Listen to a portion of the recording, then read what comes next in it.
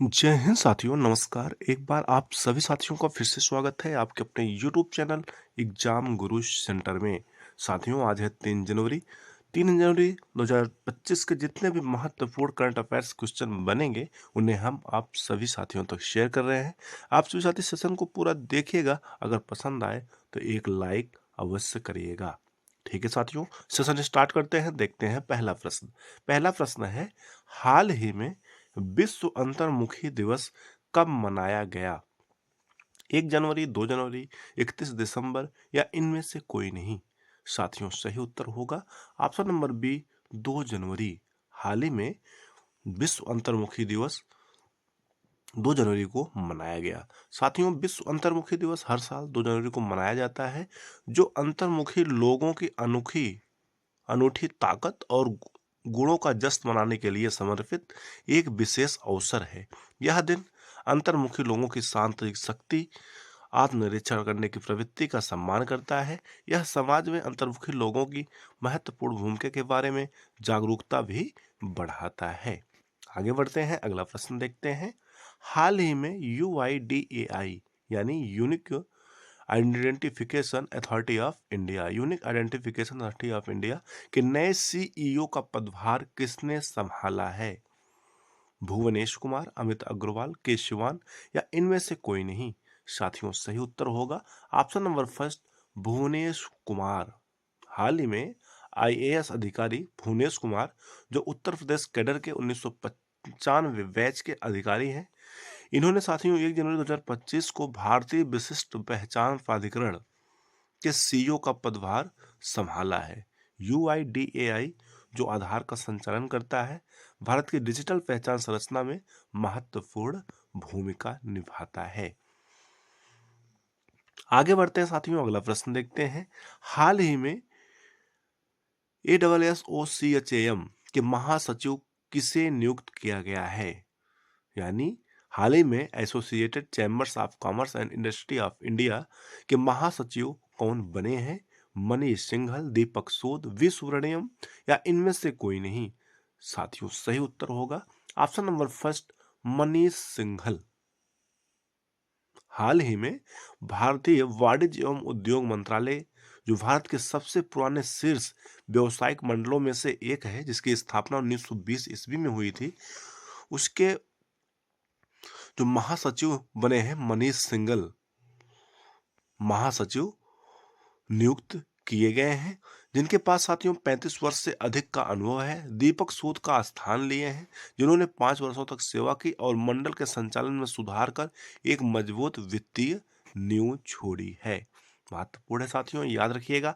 आगे बढ़ते हैं, अगला प्रश्न देखते हैं। हाल ही में Jammu Kashmir and Ladakh through the ages नामक पुस्तक का विमोचन किसके द्वारा किया गया? उमर अब्दुल्ला, अमित शाह, BD मिश्रा या डॉक्टर जितेंद्र सिंह? साथियों, सही उत्तर होगा option number B, Amit Shah.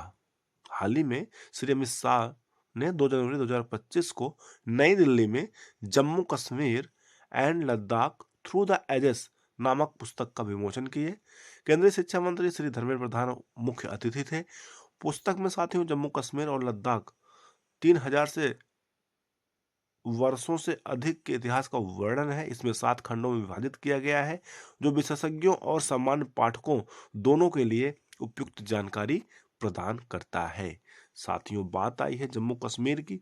आइए देख लेते हैं जम्मू कश्मीर राज्य के बारे में। अगर मैप में देखा जाए तो यहाँ स्थित है जम्मू और कश्मीर, जो 5 अगस्त 2019 तक भारत का एक राज्य था, जिसे अगस्त 2019 में द्विभाजित कर जम्मू और कश्मीर एवं लद्दाख नामक 2 केंद्र शासित प्रदेश के रूप में स्थापित कर दिया गया है।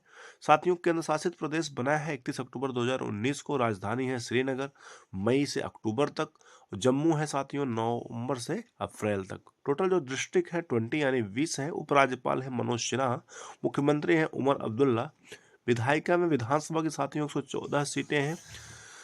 राज्यसभा की 4 सीटें हैं। लोकसभा की 5 सीटें हैं। उच्च न्यायालय है जम्मू कश्मीर और लद्दाख उच्च न्यायालय। उलर झील और डल झील 2 महत्वपूर्ण झील है साथियों जम्मू कश्मीर राज्य की, जो एग्जाम में कई बार पूछी गई हैं। याद रखिएगा, उलर झील और डल झील। आगे बढ़ते हैं, अगला प्रश्न देखते हैं। हाल ही में किस देश ने बाल विवाह समाप्त करने के लिए अभियान शुरू किया है? नेपाल, श्रीलंका, म्यांमार या भूटान? सही उत्तर होगा ऑप्शन नंबर फर्स्ट, नेपाल। साथियों, नेपाल के मंत्री किशोर शाह सुदी और बाल अधिकार कार्यकर्ताओं के नेतृत्व में भारतीय और नेपाली संगठनों के समर्थन से बाल विवाह मुक्त नेपाल अभियान शुरू किया। साथियों, प्रधानमंत्री केपी शर्मा ओली सहित 100 से अधिक प्रतिभागियों ने बाल विवाह को समाप्त करने का संकल्प लिया। इस पहल को जस्ट राइट फॉर चिल्ड्रन और बीएएससी नेपाल का समर्थन प्राप्त है। साथियों, बात आई है नेपाल देश की। राजधानी है नेपाल की काठमांडू, मुद्रा है नेपाली रुपया, प्रधानमंत्री हैं केपी ओली, राष्ट्रपति हैं रामचंद्र पौडेल। महत्वपूर्ण है साथियों, याद रखिएगा। आगे बढ़ते हैं, अगला प्रश्न देखते हैं। हाल ही में भारत का कौन सा राज्य भारत का पहला ग्लास सी वृक्ष का अनावरण किया? केरल, तमिलनाडु, बिहार या पंजाब? साथियों, सही उत्तर होगा ऑप्शन नंबर बी, तमिलनाडु। हाल ही में तमिलनाडु राज्य के मुख्यमंत्री एम के स्टालिन ने कन्याकुमारी में तिरुवल्लुर प्रतिमा और विवेकानंद रॉक मेमोरियल को जोड़ने वाले ग्लास ब्रिज का उद्घाटन किया है। साथियों, प्रतिमा के 25वीं वर्षगांठ के अवसर पर यह पुल बनाया गया है। 37 करोड़ की लागत से यह बना पुल 77 मीटर लंबा और 10 मीटर चौड़ा है। साथियों, यह पुल ऐतिहासिक स्थलों के बीच सुरक्षित पहुंच प्रदान करता है और समुद्र की लहरों के कारण होने वाली पिछली परिवहन चुनौतियों से निपटता है। साथियों, बात आई है तमिलनाडु राज्य की, तो आइए देख लेते हैं तमिलनाडु राज्य के बारे में। अगर मैप में देखा जाए तो यहाँ स्थित है तमिलनाडु राज्य, जिसका गठन हुआ था 26 जनवरी 1950 ईस्वी को। राजधानी है चेन्नई। टोटल जिले हैं 38 यानी 38। राज्यपाल हैं रविंद्र नारायण रवि। मुख्यमंत्री हैं मुथुवेल करुणानिधि स्टालिन, एम के स्टालिन। विधानसभा की साथियों 234 सीटें हैं, 234 सीटें हैं।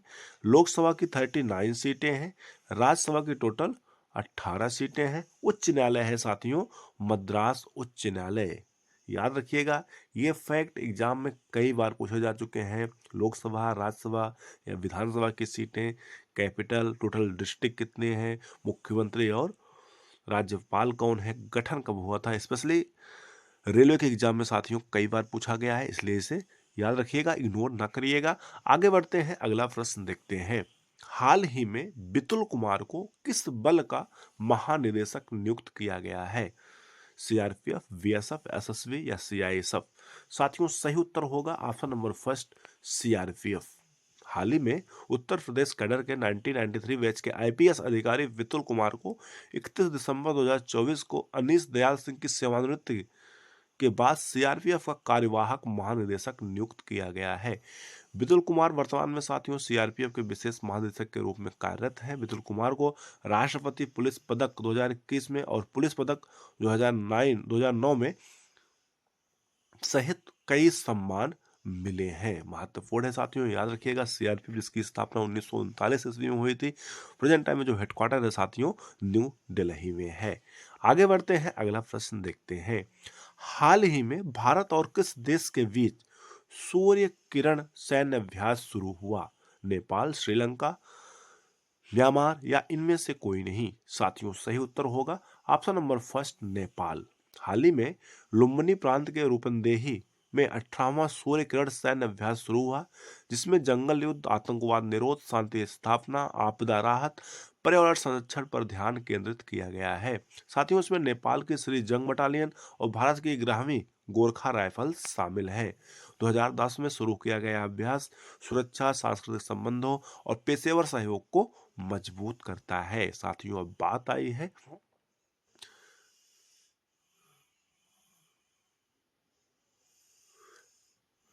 नेपाल की, तो नेपाल की साथियों कैपिटल है काठमांडू और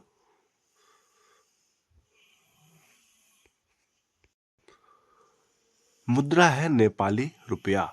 आगे बढ़ते हैं साथियों, अगला प्रश्न देखते हैं। हाल ही में के एस मणिलाल का निधन हुआ, वो संबंधित थे वनस्पति शास्त्री, राजनीतिज्ञ, गायक या अर्थशास्त्री? सही उत्तर होगा ऑप्शन नंबर फर्स्ट, वनस्पति शास्त्री। साथियों, हाल ही में प्रख्यात वनस्पति शास्त्री के एस मणिलाल जिन्हें हार्टर्स मालाबारिकस का अंग्रेजी और मलयालम में अनुवाद करने के लिए जाना जाता है, उनका 86 वर्ष की आयु में त्रिशूर में निधन हो गया। साथियों, पद्मश्री पुरस्कार से सम्मानित उन्होंने कई पुस्तकें, 200 से अधिक शोध पत्र लिखे हैं और नए पौधों की प्रजातियों की खोज की है। प्रधानमंत्री मोदी ने वनस्पति विज्ञान, केरल के इतिहास और संस्कृत में उनके योगदान की सराहना की। उन्हें साथियों officer of the order of orange Nassau का पुरस्कार भी मिला है। याद रखिएगा, फैक्ट महत्वपूर्ण है, एग्जाम में पूछा जा सकता है। आगे बढ़ते हैं, अगला प्रश्न देखते हैं। हाल ही में संतोष ट्रॉफी किसने जीती? पश्चिम बंगाल, केरल, हरियाणा या इनमें से कोई नहीं? साथियों, सही उत्तर होगा ऑप्शन नंबर फर्स्ट, पश्चिम बंगाल। पश्चिम बंगाल ने साथियों हाल ही में केरल को हराकर संतोष ट्रॉफी फाइनल कप जीता है। साथियों, एग्जाम में कई बार पूछा जाता है संतोष ट्रॉफी किस खेल से संबंधित है, तो याद रखिएगा हॉकी से संबंधित है। साथियों, इस प्रकार से जो कल का प्रश्न था आप सभी साथियों के लिए, उसका उत्तर क्या होगा? प्रश्न था भारत के किस राज्य में पंचायत चुनाव का प्रावधान नहीं है? मेघालय, मिजोरम, नागालैंड या ये सभी? सही उत्तर होगा साथियों ऑप्शन नंबर डी, ये सभी।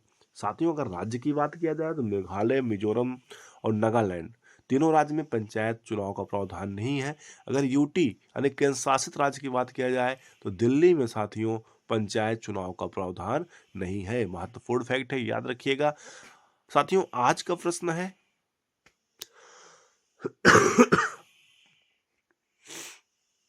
आज का प्रश्न है, टाइप नहीं कर पाए हम, आप साथियों को प्रश्न बोल देते हैं।